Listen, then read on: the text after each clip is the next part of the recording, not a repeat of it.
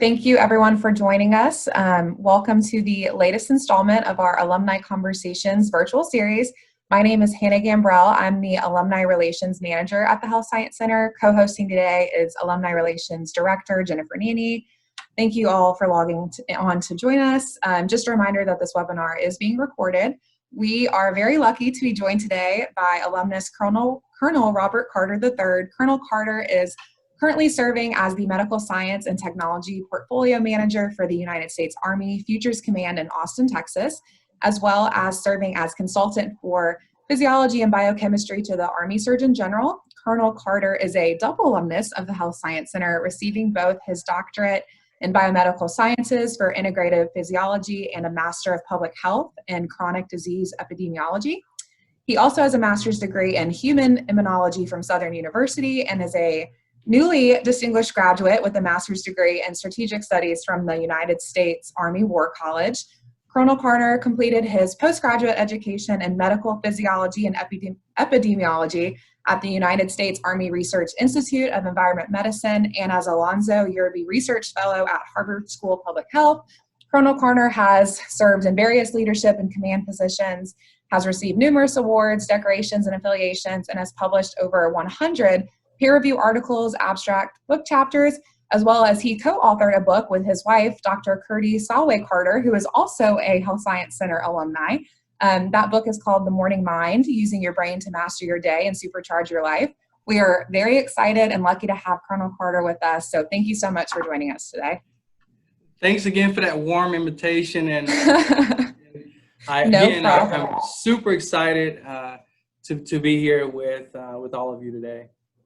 Likewise, the pleasure is ours, and I know we've got some faculty on here that you worked with and know from back in the day, so really happy to have a little reunion on here as well today. Yes. So we're super excited. So we are going to go ahead and get started. So first, talking about your time at the Health Science Center, why did you choose the Health Science Center for both your public health and biomedical sciences degrees? Yes, no, that's a great first question. And I would like to say that I went through a catalog and compared schools and had some selection criteria such as technically competent, schools prepare me professionally. But the reality, my relationship really with the Health Science Center was a blind date. And I'll just type that. As a famous Greek philosopher, Herodotus, who's the father of history, said, among his many famous quotes, very few things happen at the right time and the rest don't happen at all. And this is one of those unique things that really happened. As you know, the Health Science Center was founded at the Graduate School of Biomedical Sciences in 1993.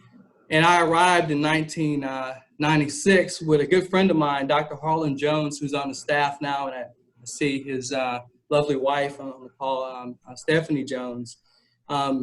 So Harlan and I were in Baton Rouge, Louisiana at Southern University as master's students together. And I always tell the story, I was highly dependent, my education was highly dependent on Harlan because I had a 1981 Ford Ranger that the commission had recently expired. And so I was highly dependent on Harlan to get us to Texas. We basically, we learned about the Health Science Center through a great American, Dr. Bob Kamen. Dr. Kamen came out to Southern University in Baton Rouge, Louisiana to talk with students about this fabulous institution called the Health Science Center in Fort Worth, Texas. And Dr. Kamen had acquired a bridge to doctorate grant. At that time, Dr. Urio was the dean, and they had basically worked through this process of being able to increase the number of minorities in the biomedical sciences, and they partnered with Southern University.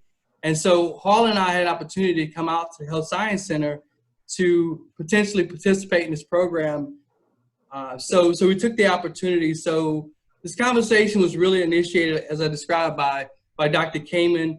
He brought us out. We had an opportunity he was a fabulous host. I mean, you could not ask for a better individual to really head this program. Just an amazing person. So Harlan and I traveled out for a 2 to 3 day visit out to Fort Worth. And I would say, and this is my punchline, the reason why I really chose to come is that all the people at the Health Science Center were generally nice to us.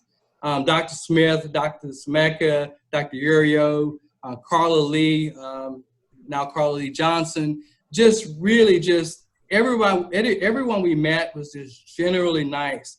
And as I was reflecting on this, I was thinking about the punchline song for Cheers, and wherein I didn't remember the words exactly, but it goes something like this: "Be glad there's one place in the world where everybody knows your name, and they're always glad you came, and they're always looking for people that's the same, right? You know, all the people are not the same." And that really was the Health Science Center, you know, to us when we arrived. It was a small but fierce place, and I remember all the students getting together under the stairwell. There's a stairwell cafe. We grabbed sandwiches, grabbed some hot food, and just really, it was just a phenomenal environment to train. And going back, if I had that magic checklist that would compare factors as technically competent, you know, operationally relevant, knowing all the things that, you know, been able to function and add value to an organization, and those professional skills like management, leadership, communication, and teamwork, I would say really the Health Science Center prepared me for that, even though it wasn't necessarily how I selected, how that blind date turned out to be. Well, thank you, you know, if anything, for teaching us that blind dates can be successful. So I'm glad you're Yes. that's great. Sounds like you have a lot of wonderful memories. And I know that we had a lot of students register for this webinar. So I'm going to ask you to put yourself back in the mindset of a student for a minute. And what advice would you give yourself if you could go back to your time at the Health Science Center in both programs or really throughout your academic career in general? Yeah, you know, I would say just in general, the thing I learned as a student, and I continue to learn every day, is that life is under no obligation to give you what you expect. And so, and it's so important for us early on to recognize how important it is for us to take chances professionally. Don't be afraid, and really think outside of the box. There's an OIQ test where you had to connect these 9 dots, and you had to draw 5 lines with a pencil, connect those nine dots. And many people failed at a very simple task, but you actually had to go outside of that box in order to connect those dots with those lines. And that's one of the things, for whatever reason, fortunately, you know, I've always at least attempted to be an out of the box thinker. And I think that is just so important.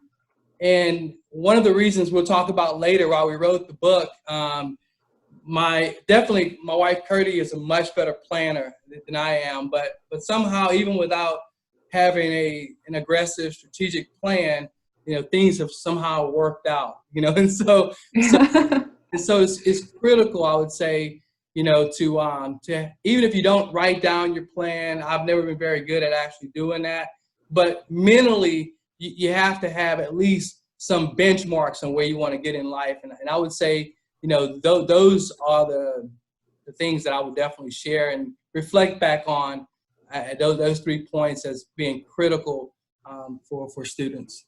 Yeah, I think for students and professionals, really everyone, that is great advice that I think we can all really learn from and use to our advantage. So your position in the U.S. Army has brought you to various locations, you know, across the world. Can you speak to what those experiences have been like and what kind of work you were doing with the Army in those different leadership and command positions? Yeah. And I'll start off with right now. So Okay. Army Futures Command, and so we're tasked with sort of like a think tank, you know, if you will, that's looking at, you know, the future capabilities of the military. And specifically, my portfolio looks at what are the future medical needs that we're going to need in the future. Well, we had an opportunity to observe what some of those challenges are right now. You know, this pandemic is something that we plan for in the future. One day we'll have this pandemic. One day we'll have to vaccinate hundreds of millions of people, test them, and guess what? We're probably going to need that for the U.S. population and the U.S. warfighter fighting or being able to support humanitarian efforts, around the globe. And so that's what we envision. But so currently, that's exactly what I'm doing. I'm looking across at what we currently need, and also looking at what our future needs are. And retired General Blank, I'll talk about this question later, but I think he challenged me specifically on what we're doing in that area. Most of my career has generally been in two areas, either directly involved in medical R&D, really going back to my time at Health Science Center, either involved in analyzing data or collecting data to understand health and welfare challenges of soldiers, either related to the training environment or related to combat. And so I've spent a good portion of my research and development time either in San Antonio at the Army Institute of Surgical Research, again, leading the research efforts there, serving as a principal investigator, and also at the Army Institute of Environmental Medicine in Natick, Massachusetts. That's where I spent the bulk of my time in the laboratory and really next to science. I also had a very unique experience and opportunity to spend 3 years in Grenoble, France, as an exchange scientist and engineer, working closely with our NATO partners to do much of the work that I was doing in Natick, Massachusetts, related to human performance and high altitude medicine. And then outside of research, I've been heavily involved in understanding, translating military operational requirements to developing products. So really getting beyond the R&D and actually being able to deliver products to our service members so that they can better do their job. And over that period of time, it's been exciting. I've now, I think, traveled to more than 75 countries, engaging with operators in R&D and product development efforts globally. Wow, that's awesome. I know your Army career at one point landed you in the White House as a military aide to the president. Can you elaborate for everyone what that position entailed? Yes. No, that was I would say if I describe my life, it's been just, I've been in the right place at the right time. And I've met the right people. And so going back to my opening, quote from the dead Greek philosopher, situation where it was perfect time. And so I was coming out of France as an exchange officer, and I was summoned to Washington, as all good officers eventually get summoned to Washington, to the Pentagon in their career. And I really was not interested in going, actually. And so I think I put again, having an outward mindset and saying and speaking what you really want to happen. I was like, there must be something else for me to do in Washington. So I've been in DC about a week, and I ran across this colonel at my Pentagon orientation, and he asked me what I did in the military. I said, I'm a medical researcher. He said, I never met one of those. Stop by my office on Friday, and I want to talk with you. So this really led to, I was nominated to be a military social aide to the President of the United States. And that was an election year, much like we have right now. At the time, Senator John McCain and President Barack Obama were in the midst of a heated debate. And so I was selected right before the end of the election. So I supported President Bush for a short period of time, and then ultimately went on to support President Obama as a White House military aide. And what we actually do in that role is just quite funny. Back in the turn of the century, the early 1900s, the military would provide essentially escorts to women that were visiting the White House. So, but we didn't have that role. Our role was much more confined to modern day times. We basically assisted the president in more of a diplomatic protocol at state events when various presidents and heads of state were visiting, UN General Assembly, other types of federal related events, bill signings, and we sometimes travel with the president as well. We really just provide that military presence and really to be a presence to the American people to show that close relationship between our civilian authorities and military counterparts. You also serve on Project Welcome Home Troops, their advisory board. Can you tell us more about that organization and the work that you guys are doing? Yeah, so Project Welcome Home Troops, actually, I was introduced to the organization by my wife, Kirti. I guess she recognized that I could probably benefit from stress management reduce anxiety after coming back from Afghanistan. We were talking before I met Curdy at the Health Science Center in Dr. Mike Smith's lab. And so after taking this workshop that I didn't think I needed, it's like I'm perfectly, I have no stress, no anxiety. And she was like, no sleep, no sleep. She was like, well, you should ask someone else those questions. So so she introduced me to this group, incredibly skeptical. Do some deep breathing, and all of your stress and anxiety will go away, and you'll be as resilient as you were before you went to combat. So it wasn't exactly like that, but the Project Welcome Home troops facilitated a workshop called the Power Brother Workshop. And after completing the workshop, I volunteered to help recruit and teach vets practices, and eventually joined the advisory board on Project Welcome Home troops, where we're involved in training thousands of vets on basically how do you return from combat without having to obviously take large amounts of medication, which most vets would prefer not to actually do. They would prefer to have a natural way. Sure. It doesn't work for everybody, but we've seen amazingly positive experiences and opportunities for vets to have alternative ways. And so Curdy and I have been actually involved in every city we've lived. Actually, we probably trained more than 500 vets, wow. in breath-based meditation to help them manage their stress. We had some activities in Florida, and we're currently working with the organization that's here in Austin. Wow, that's awesome. I know that's incredibly important organization that's doing great work. So thank you for all of your contributions to that, and as well as just thank you for all of your service with the Army in general. So along with the positions you currently hold that we've already talked about, you are also a fellow of the American College of Sports Medicine, a fellow of the American Institute of Stress. You have academic appointments at the University of Texas Health Science Center at San Antonio, Azusa Pacific University, and the University of Maryland Global Campus. To put it lightly, you have a lot on your plate. How do you balance it all?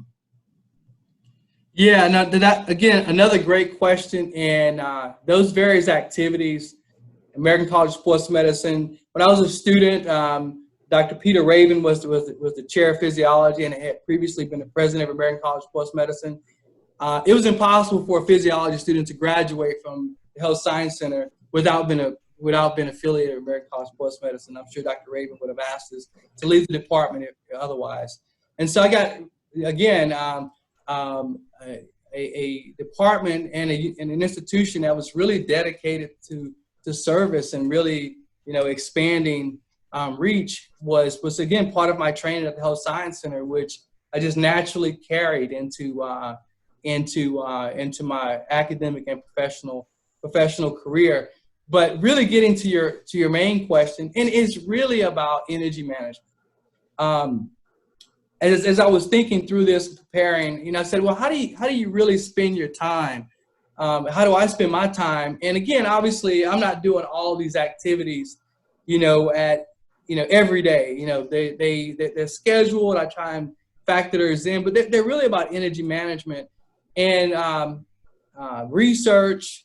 Having the opportunity, obviously, being in the military, I don't have an opportunity to engage and mentor students. Having these academic appointments are incredibly important to me because it gives an opportunity to give back, to engage with students, engage with fellows, engage with the larger academic community so that I can at least share with my experiences to help bring the next generation of scientists and students along. And I was thinking, I've never been a big television person. So I wondered, how much time, if I was really into television, definitely late night, shows or a series, how much time would I spend? And the average person, believe it or not, spend 8.3 years of television. So I said, for me, I can take 8 years of my life and at least spread it over my hopefully 100 years on the planet, and if I can take those hours and years and impact others, I would much rather do that than watching television. And the other thing that really keeps me engaged in that, there's a famous motivational speaker, Les Brown, and I remember hearing this probably 15, 20 years ago, and he said, imagine yourself in your deathbed and all of the ghosts around all of the ideas that you imagine doing in your life is basically hovering over your body and said, look at all that talent you didn't use, and standing around the bed really angry and disappointed and upset that they have to go to the grave with you when they could have actually impacted the world in a more positive way. And I think that also is one of the reasons. My wife would tell you I have more time than others because I also suffer from insomnia, and I only require 4 or 5 hours of sleep. So again, sleep less and engage and impact the world in a more positive way more often. Well, I don't know about the other members of the audience today, but I definitely feel now more motivated to get out after this and start doing more and maybe cut back on my Netflix queue a little bit. Yeah. But speaking of balance, we get a lot of questions from students and things about, balancing your personal life along with your work life. So how do you maintain a work-life balance? And what advice would you give to other professionals or students on what they can, do to maintain that balance, make sure that they do still have, time for personal life and loved ones and things like that? Yeah, so I participated in a workshop in Carnegie Mellon about a year ago, and it was focused on this exact principle. And what kind of came out of that was really focusing on more of a traditional work-life integration approach. And I think we're beginning to see that happen anyway with COVID. When I'm working from home, I have my wife, she's on the computer doing work somewhere in the house, and then my daughter is doing school, and then I'm doing whatever I'm doing on the computer. And then what we do is we basically try and stop at the same time and take lunch. We try, for example, we're all training. Somehow my wife talked me into training with my broken body to do Taekwondo. So as a family, Taekwondo. And so I think finding, common opportunities as a family to actually do stuff, whether you're married or you're not, really finding, with family, extended family, finding things that you can actually do together allows you to find time. The other piece really, and I think you hit it on the head, is we waste so much time, or maybe, well, if you're watching a lot of television, with significant other, but really setting boundaries on technology. As I described before, we spend so much of our time on what I would say passive activities that really don't give us any personal reward, either professionally or contribute in a positive way to our families. And so I would say really setting clear boundaries so that you can have effective work-life integration. And one of the things too is really monitoring when you're at work that you're not wasting time. I come in the office and probably waste more time than I do at home, because at home, first of all, my wife is making sure I'm not wasting too much time, which doesn't happen at work, in the workplace, but it's really like factoring out, really asking yourself, how am I spending my time? How can I become more efficient? And how can I do more integration? And that may, for example, we took a vacation, a working vacation, just to get out of the house, doing COVID, went down to the coast, properly social distance. Sure. And I worked a bit, but we had an opportunity to go walk on beaches where there were limited numbers of people. So really creative ways where we don't think about work and life as a tug of war, but think about it as an integrated fabric. Because the reality is we can't separate work from life. It's 24 hours. And so that's my recommendation, is looking for really creative ways, to reduce that tension and bring integration. It's great advice. And I know that's something that professionals and students and really people of all age struggle with. And, it's really important to make sure you keep that balance. Like you said, work is it's always going to be a part of your life. That's why it's called work-life balance. So it's really important that we figure out strategies like you and your family have to make sure that we're maintaining a good, healthy balance. speaking a little bit about your personal life and your family, you and your wife published a book called The Morning Mind, Using Your Brain to Master Your Day and Supercharge Your Life. Can you give us a description of the book and why you and your wife wanted to write it? Yeah, no, and again, I'll tell you about the book, and I'll just kind of continue the dialogue that we were having a little bit. That was an amazing opportunity. If you survive with your significant other, your spouse, book, you will, in result, you will have a better work-life integration. But again, with our backgrounds, it really allowed us to really come together. And I would say really commit to stretching our limits and questioning, how we could actually work better together. That book really was a project that really was an outgrowth of some of the work that we're doing with Project Welcome Home Troops.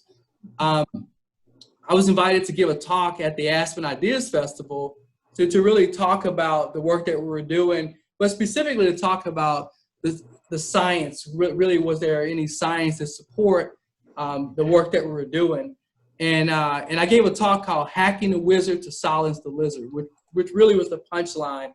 And preparing for my notes and talking with Curdy, we really began to say, hey, this is knowledge that is probably sort of missing from the conversation. Because many of the books, the self-help books in this space, really is not evidence-based. It's some journalists, not saying journalists are bad people, but often, how we think about nutrition or exercise, a lot of times it's not experts. Foot stump for the students and the scientists is that, another critical role we play is helping translate science that's done in a laboratory and taking that science and actually putting it out and allowing the community, the world to benefit from it.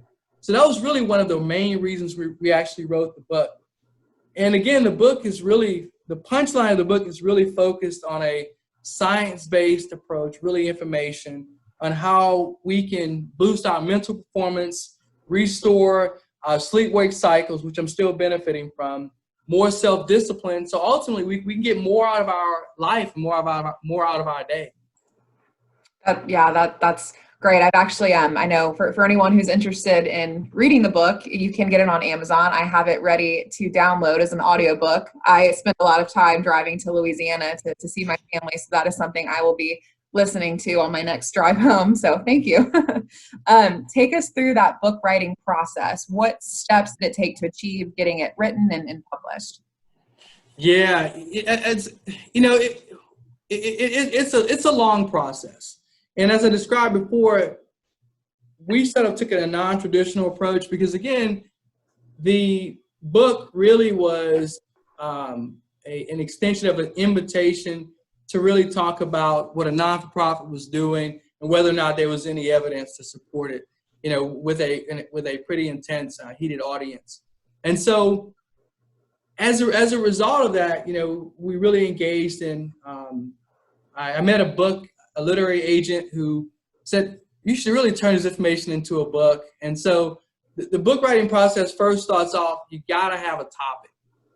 And the topic is something that you should actually be passionate about or know something about. And so, probably something professionally or some experience that you've had, really makes it a lot easier, I think, or something that you have spent a lot of time in your free time about, and that is really the hardest step, is deciding what you're going to actually write about. And not in the second part of that is really not really caring if anybody reads it. Initially, right? Eventually you have to establish, with the publisher and with yourself, who your audience is going to be. But initially, you just want to start off really just wholeheartedly sharing your story. Sharing, it could be a near-death experience. It could be, science that you're passionate about, or why you pursued medicine for some reason. I mean, if you look,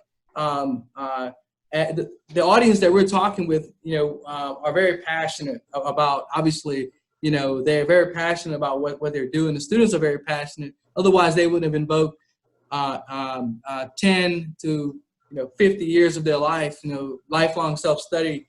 And so that's really the, like I said, the first part is really establishing and not trying to do it all at the same time. I went back and I looked, using my computer, looking how much time.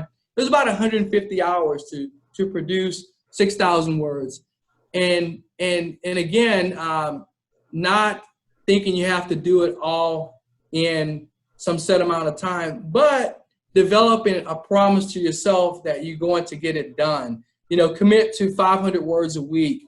And like I said, the initial writing you should not be editing. It should just be a very fluid dialogue. And you can visualize what we did was we visualized ourselves as the actual, like we were just having a dialogue with ourselves, which you may say that could also result in other negative outcomes, but nevertheless, just having a dialogue. And then many authors would create an outline, but again, I'm not such a structured and planned person, so I really wanted to get the information out in a more fluid way. And there were topics that Curdy was working on as well. And then we would sit down periodically and decide how we're going to integrate that into something that someone would, that's really when we begin to think about the actual reader. How are we going to integrate that into something that somebody would actually like to read? And then importantly is really whatever genre, whatever you're writing about, near-death experience, some scientific discovery, why you became a doctor.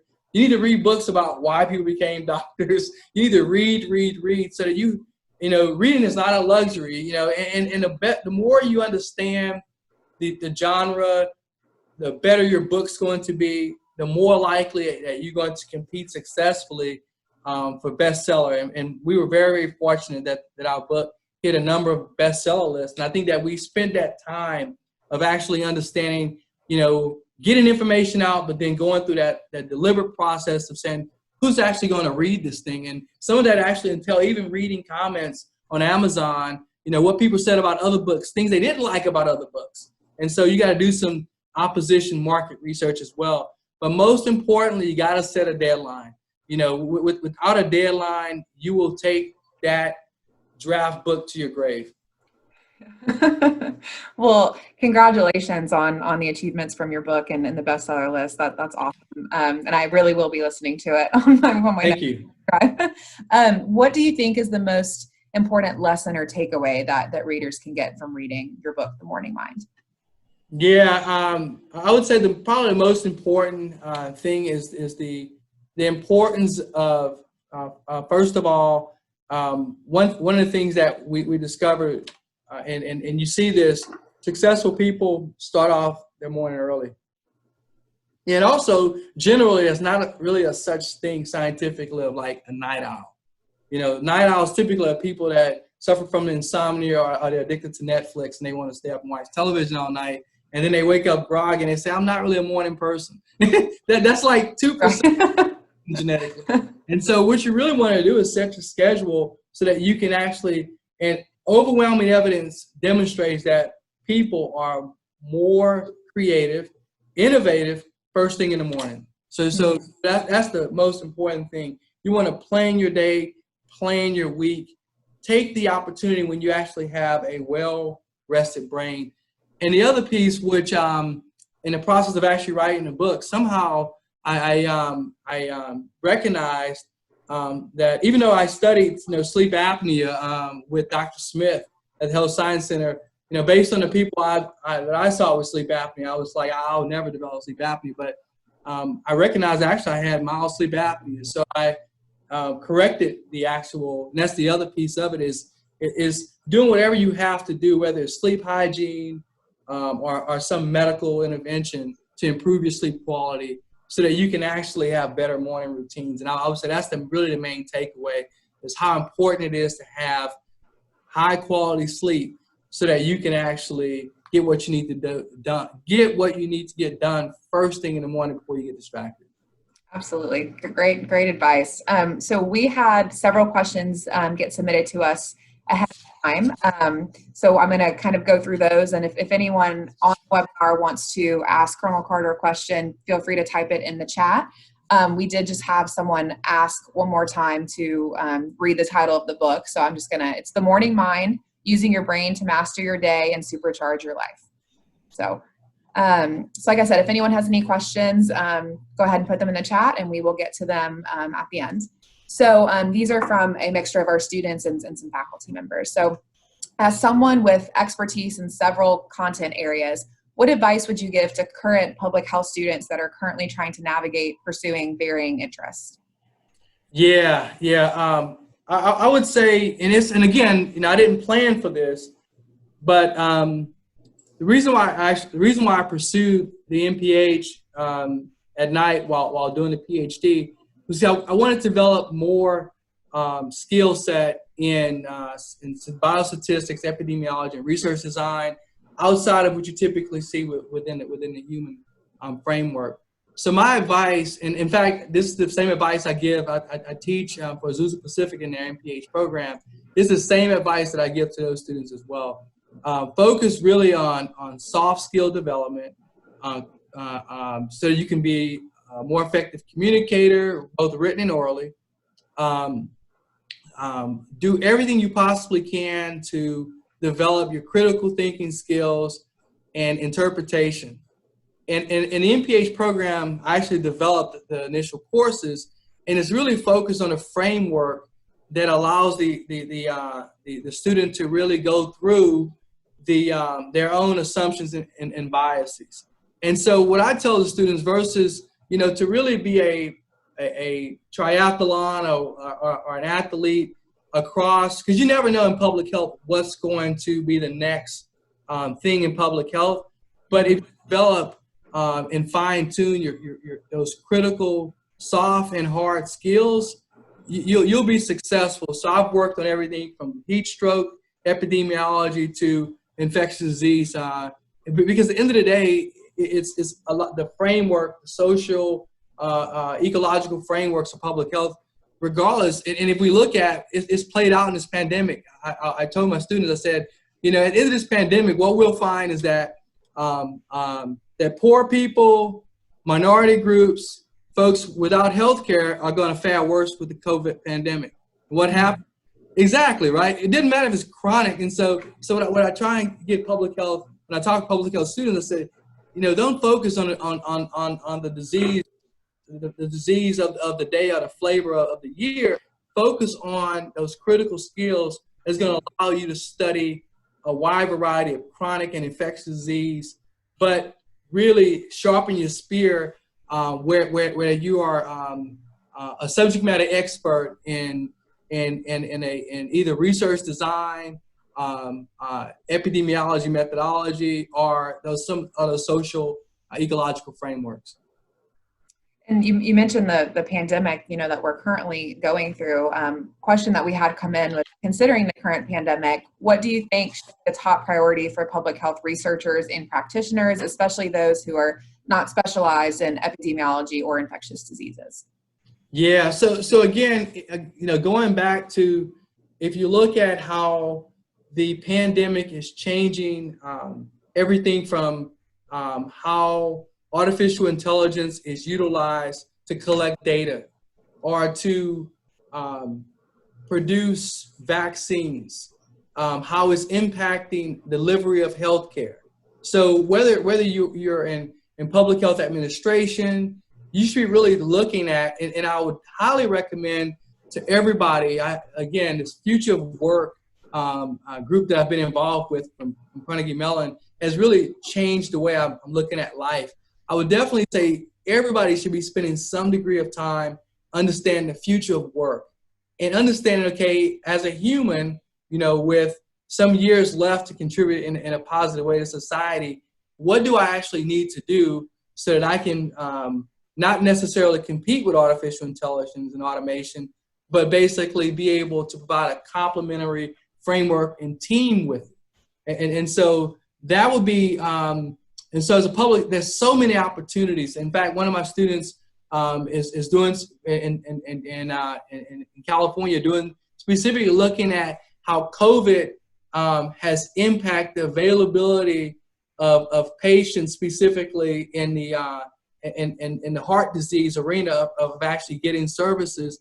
And another one is looking specifically, they're more interested in the social behavioral aspect, but looking at how the COVID has impacted access to care for homeless populations. If you're familiar with anything with like LA, they're overrun with homeless population, and much of their COVID cases that actually been disseminated, and the impact of the pandemic on food availability and individuals willing to go out and provide those services. So just really be creative and think about, what am I interested in, even though it's not epi or infectious disease. COVID is impacting all aspects of public health. Mm-hmm. Yes, absolutely. Another question was, how has being an underrepresented minority impacted your career path in biomedical sciences and public health? Are there any obstacles that you've had to overcome? Yeah, no, and again, for whatever reason, I feel like I've been fortunate, and I would say one of the things, some people may disagree, but I say generally, and I've traveled a lot of places. I've traveled a lot of places where I was the only person. I've been like in the middle of the night in small villages in Hungary and Bulgaria, and I'm still alive to talk with. So I would say generally the thing that's kept me alive and a lot of things allowed me to engage with maybe mentors and people that maybe would not have necessarily, because we all have biases and assumptions, right? We see this in the military. We just took photos out of our promotion package. For the last 100 years, we've had a photo of an officer, judge the officer, and then we judge their record. And we've taken that out because we recognize that cognitive bias. Mm-hmm. Say generally, one of the most important things is going back to being, making sure you're technically competent and nice. If you have a bad attitude, I don't care how technically competent you are, but if you're an underrepresented minority, it's so important for you to be able to integrate into a group that you're not going to automatically assimilate into just based on face value. So I think it's so important. But then, I've been in many groups where I would say if I had had a negative outward mindset, I would have never been welcome to that group, just simply because, I didn't on face value look like that group. But I think if you generally are technically competent, nice, and a team player, people will welcome you. And yeah, of course, you're going to face some opposition. But when I faced opposition, I didn't focus on it. I found a group that I could integrate with, be technically competent, be a good team player, and be nice. Absolutely. So this next question came from someone that he says, I would like to know how the military plans to deal with our dependence on China for everyday drugs and antibiotics, as well as our dependency on other countries for serums and vaccines. Yeah, no, that's a great question. And I think that, historically, and it's something we studied a lot in War College, and it's interesting, it played out. I wrote a paper that won a few awards kind of related to this topic. And one of the things that globalization has allowed us as a country to be able to, we were talking about this before, to rely on cheap goods. We all want, have a face mask. We could have made all the face masks originally in America. It would have been $10 a face mask, but we want to have surgical masks at the hospitals. We want to, at least reduce healthcare costs as much as possible. So much of our personal protective equipment we manufactured, where either environmental laws were less stringent or it was just cheaper labor. And I think as an American public, we have to reevaluate our supply chain. And this is not something the military is going to change by itself, not something the government is going to be able to change. It's going to really require, and we're seeing that actually with the COVID pandemic, an integration of the private sector, academia, and the government, both at the state, local, and federal levels, to really be able to work together. And also the really businesses to basically say, I'm willing to not have record profits every quarter, at the expense of a shutdown. And again, hopefully, as we come out of this pandemic, we don't put it on the back burner, as we often do as Americans. We say, yeah, this is something that's not going to happen again for 100 years. I'm going to make money for the next 100 years and maximize my profits. But lo and behold, based on the latest models and threat analysis that we're doing and others are doing, that the risk of a next pandemic is probably not 100 years. And so it's really going to, like I said, require an integration of our ability to strengthen our supply chain. And it's not just the personal protective equipment impacting hospitals. And we're watching that play out even today, where we're concerned. I got my flu shot yesterday. I recommend everybody get the flu shot early, because one of the concerns I know that we're tracking is as we come out, in which right now the military and working with the government and the private sector, there's about 3 or 4 vaccines that probably will make it through the pipeline. But if everybody wants the vaccine, not just in America, but we're still reliant on needles, syringes, manufactured outside the U.S., we're going to have a shortage of equipment in order to be able to vaccinate people. Because guess what? It's not just one vaccine. We're still vaccinating people for hepatitis, flu influenza, pneumonia vaccine, and now you're going to have this new vaccine that's going to have some record number of people. So I would say it's not something we're going to solve anytime soon, but these critical industries that provide that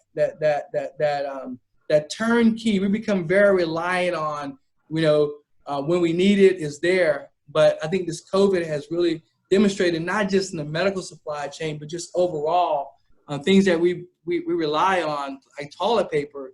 We find ourselves, paying outrageous prices, and often early on not being able to find it. So yeah, that's a great question, but it's really going to require, again, change in mindset by the American people. Sure. So you talked in the beginning a little bit about how you ended up at the Health Science Center. So we had some students wonder kind of what inspired you to choose, or what drew you to your career path in both biomedical sciences and public health.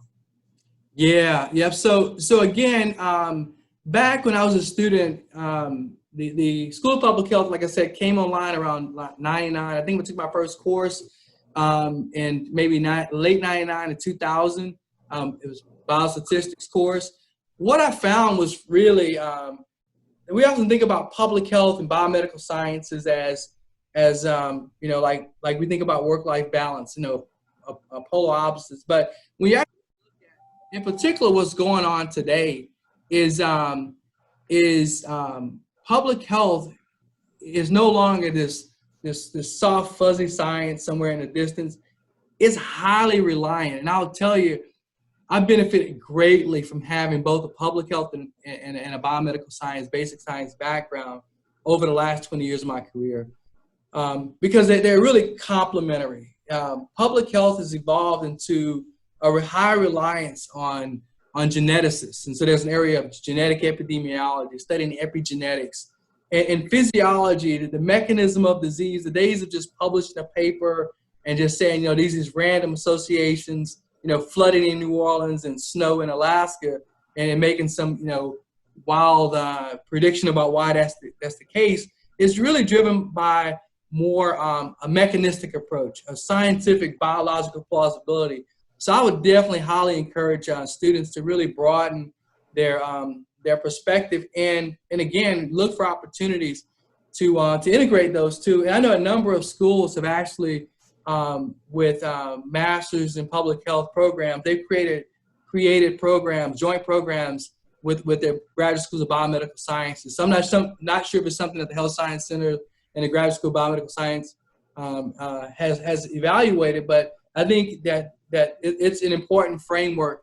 And if you look right now, we're seeing this play out. I just share one example.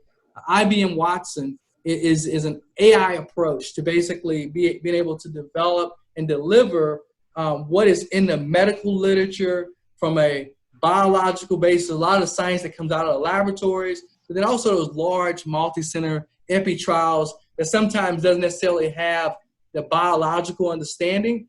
What IBM is actually doing in their Watson project is basically being able to link that science using AI, using deep learning, machine learning, artificial intelligence to better understand those relationships. So I would say students, both on the biomedical science, public health side, and on the clinical side, having a better understanding and being cross-trained in those areas are only going to provide opportunities. Because again, with reduced funding, less money for healthcare delivery, less money in science, the more you're able to bring to a team as a team member and a team player, the more value you're going to be.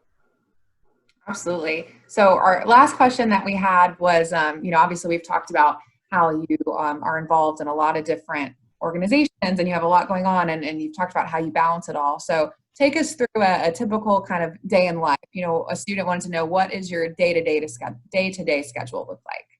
Yeah, that's funny. Right now I work for 4-star general and I'm a colonel, and we have more generals here than colonels. And so and I'm there to really support, support them in their decision making. So it's like being at a fire station right now. I can have a very well planned day where I'm going to generate information papers. I'm going to spend some time critically thinking. Maybe we're going to go downtown Austin, for lunch, a scheduled lunch. But it's really dynamic, because as you can imagine right now, we're our laboratories.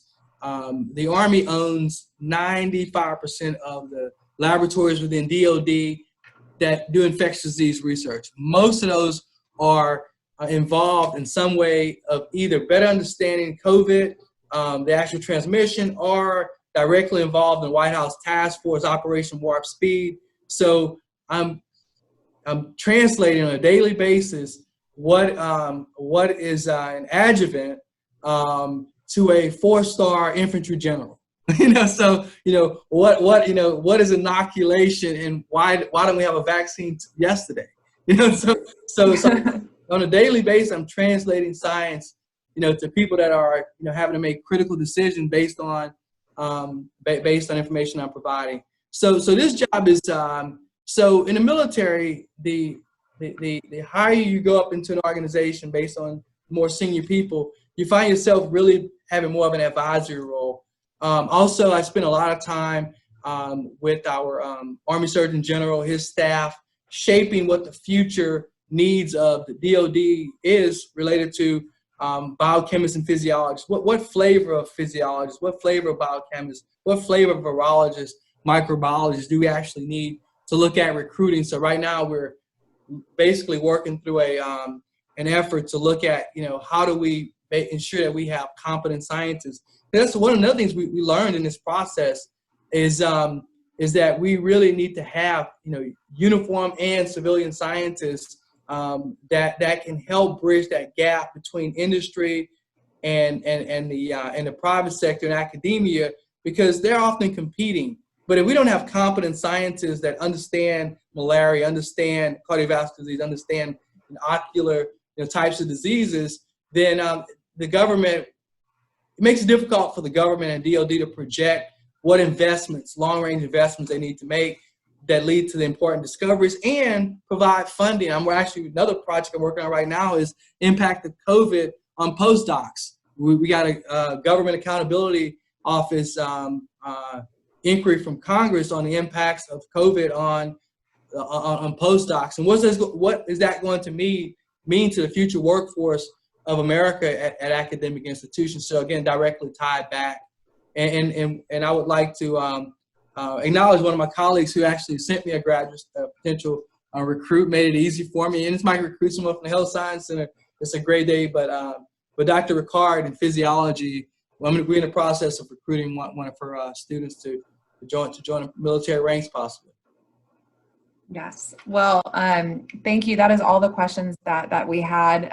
This was a great conversation. We so appreciate you joining. I want to remind everyone that this was recorded and we will post it to the Health Science Center's YouTube under the Alumni Association's page of that YouTube. So if you came in late and you want to watch the rewatch, which I highly encourage, we will be posting that here in the next couple weeks. So I know that you do have some former colleagues and everything on here. So once I in the recording, if anyone wants to hang around, I want to be respectful of Colonel Carter's time. But if anyone wants to say hi or say bye, to Colonel Carter before the Zoom meeting is ended, feel free to do that, please. So thank you so much, Colonel Carter. We really appreciate it.